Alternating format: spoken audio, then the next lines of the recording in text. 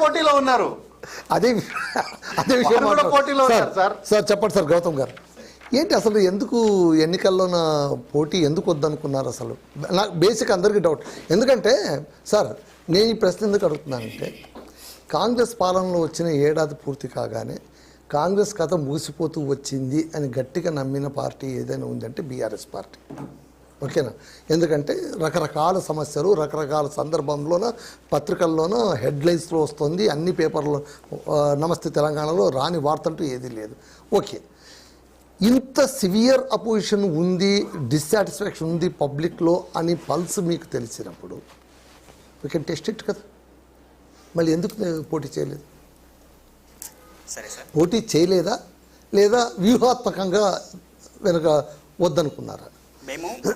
మేము గతం నుంచి కూడా మా అధినాయకులు కేసీఆర్ గారు ఓకే మొదటి నుంచి అంటే ఈ ఎలక్షన్స్ పట్ల ఇప్పుడున్న ట్రెండ్ పట్ల తను కొంత వ్యూహాత్మకంగానే ఎలక్షన్స్లో పార్టిసిపేట్ చేయకుండా ఉంటున్న పరిస్థితి ఉంది. తను మొదటి నుంచి మా క్యాడర్కి కానీ మా ఇంటర్నల్ మీటింగ్స్లో కానీ మనం చేయబోవట్లేదని కూడా చెప్పడం జరిగింది. అంటే బహుశా కారణం ఒకటి చెప్తే విల్ బి హ్యాపీ. అంటే కారణం ఇది అది అని కాదు.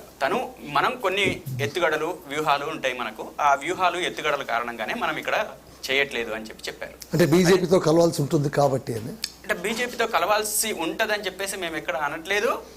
అటువంటి ఈరోజు తెలంగాణలో అందరూ అంటున్నది ఏంటంటే, కాంగ్రెస్ని ఎట్టి పరిస్థితుల్లోనూ గెలిపించరాదన్న కచ్చతో బీఆర్ఎస్ ప్రేక్షక పాత్ర వహిస్తున్నట్టు నటించి బీజేపీకి చీకట్లోన అలా సపోర్ట్ చేసింది అని అంటున్నారు. మీరు చెప్పాలి, మీరిద్దరే చెప్పాలి, మొదటిసారి చెప్తారు. సార్ ఇక్కడ చీకటి ఒప్పందాలు రహస్యాలు ఏం లేవు. మేము ఓపెన్ గా ఉన్నాం. ఈ ఎలక్షన్ లో పార్టిసిపేట్ చేయొద్దని చెప్పేసి అనుకున్నాం. ఒక పార్టీగా ఒక వ్యూహాత్మకంగా మేము ఆ అడుగు తీసుకున్నాం. మేము ఆ అడుగు వేసినాము అంతే తప్ప బీజేపీతో కలవడానికి మాకు అవకాశం లేదు, అవసరం లేదు మాకు. ఎందుకంటే మాకు ఏం లాబీ జరుగుతుంది అని చెప్పేసి ఈరోజు బీజేపీతో మేము మిలాఖత్ కావాలి. అదే మీరు చెప్పాలి. లేదు, మాకు నష్టమే కానీ లాభం లేదు. బీజేపీ లాభం ఏం జరగలేదు, మాకేం లాభం జరగలేదు. మాకేం లాభం జరిగింది? ఏం జరగలేదు, మాకేం లాభం జరగలేదు. ఈరోజు అంటే శామ్యుల్ అంటున్నట్టు మేం ప్రేక్షక పాత్ర కాదు, మేము అంటే వాళ్ళు పోటీ చేసిరని చెప్పేసి మాట్లాడుతున్నారు. అంటే ఎక్కడ పోటీ చేసినాము, ఏ విధంగా పోటీ చేసినాము, ఏ రకంగా మేము సపోర్ట్ చేసినాం బీజేపీకి? అంటే ఆయన అంతరార్థమా, ఆయన అంతర్లీనంగా మాట్లాడుతుంది బీజేపీకి అనుకూలంగా వ్యవహరించారనే కదా. ఎక్కడ మేము ఓపెన్ స్టేట్మెంట్ ఇచ్చామా, లేదా మా క్యాడర్కి మేము డైరెక్షన్ ఇచ్చామా, లేకపోతే మేము మా క్యాడర్కి డైరెక్షన్ ఇచ్చినట్టు మీకేమన్నా సమాచారం వచ్చిందా? ఈరోజు మీరు ఒక ప్రధానమైన పాలకపక్షంగా ఉండి సంవత్సర కాలం అయింది మీరు ప్రభుత్వంలోకి వచ్చేసి, ఈరోజు అన్నీ చేస్తున్నామని చెప్పేసి మాట్లాడిన మీరు ఈరోజు సంవత్సరం తిరగకుండానే జరిగిన ఎమ్మెల్సీలో చావు దెబ్బతిన్నరే. ఇది మీకు గుర్తురాదు, కానీ అదే ఏదో వెనక కనపడ్డది, ముందు జరిగింది మాత్రం మీకేం కనపడదు, వినపడదు. అదేవిధంగా ఇప్పుడు మీ కళ్ళ ముందు కనపడుతుంది మాత్రం ఆ దానికి తిలోదకాలు ఇచ్చేసి పక్కన పెట్టేసి మాట్లాడుతున్న స్థితి ఈరోజు కాంగ్రెస్ పార్టీది.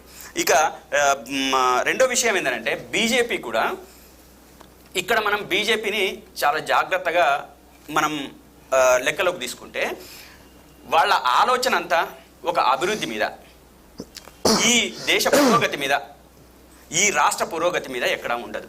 ఎందుకంటే మనం గతంలో కూడా చూసినాము, వాళ్ళకు 8 మంది ఎమ్మెల్యేలు ఉన్నారు, 8 మంది ఎంపీలు ఉన్నారు.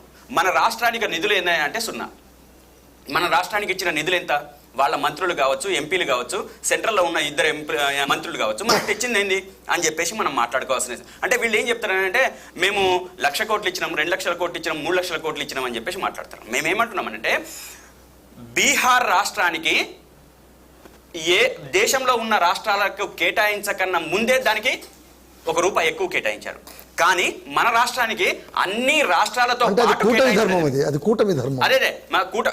కూటమి ధర్మమా ఏ ధర్మమా అని కాదు, ఒక దేశంలో ఈ రాష్ట్రం భాగమే కదా, ఆ రాష్ట్రం కూడా భాగమే కదా. భాగమైనప్పుడు ఉత్తరాది రాష్ట్రాలకు దక్షిణాది రాష్ట్రాలకు తేడాలు ఎందుకు? ఆ తేడాలలో ఇప్పుడు మనం ఉత్తరాది దక్షిణాది ఎందుకంటే ఏపీకి తెలంగాణకి తేడాలు ఉన్నాయి కదా. అదే మరి ఇక్కడ ఏపీకి ఉంది, తెలంగాణకు ఎంత వ్యత్యాసం ఉంది?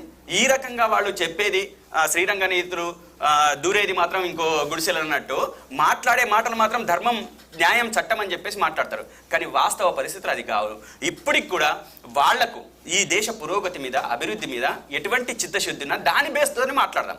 ఈరోజు ఒక హిందుత్వ ఎజెండా పెట్టుకొని అందరికీ డబ్బులు పంచి నిజంగా ధర్మమే గెలిచుంటే ఈరోజు ఖచ్చితంగా బీజేపీ పార్టీ ఒక్క పైసా కూడా పంచకుండా ధర్మంతోనే గెలవాలి. ఈరోజు ఎలక్షన్లో గెలిచిందంతా అధర్మంగానే గెలిచిండ్రు వాళ్ళు. డబ్బులు పంచి, లేకపోతే టికెట్ ఇవ్వడానికి 30 కోట్ల రూపాయలు, ఎవరెవరు ఏమేమి మాట్లాడినారు, ఎవరెవరు ఎక్కడెక్కడ తీసుకున్నారు, నేను అన్ని బయట పెడతాను, 30 కోట్లు ఇచ్చిన పుణ్యానికి రాలేదు టికెట్ అని చెప్పేసి స్వయంగా అభ్యర్థి మాట్లాడిండు. ఇక్కడ వేరే వాళ్ళు మాట్లాడలేదు, మాలాంటి వాళ్ళు ఎలిగేషన్ చేయలేదు, స్వయంగా అభ్యర్థి మాట్లాడిండు. మొత్తం సోషల్ మీడియా కావచ్చు, మెయిన్ స్ట్రీమ్ మీడియా కావచ్చు, మొత్తం కూడా ఈ రోజు దాని మీద మాట్లాడాల్సిన పరిస్థితి. కాబట్టి ఎక్కడ కూడా వీళ్ళు ధర్మం అనేది ఎక్కడ కాదు, అంత అధర్మమే. వీళ్లకు అవకాశం ఎక్కడ దొరికితే అక్కడ అధర్మ యుద్ధాన్ని గెలవడానికి, అధర్మంగా గెలవడానికి అన్ని రకాలుగా ప్లాన్ చేసుకుంటారు అనేది మేము చెప్పదలుచుకున్నాం. సార్ రవీంద్ర గారు చెప్పండి. ఇప్పుడే అంటే మీరు ఇద్దరికి సమాధానం ఇవ్వాలి. ఇద్దరికి ఇస్తాను, మంచి స్పష్టంగా ఇస్తాను. సోదరులు బీఆర్ఎస్ అయితే మనకు కెమిస్ట్రీలో నైట్రస్ యాక్సిడ్ అని ఒకటి ఉంటుంది, లాఫింగ్ గ్యాస్.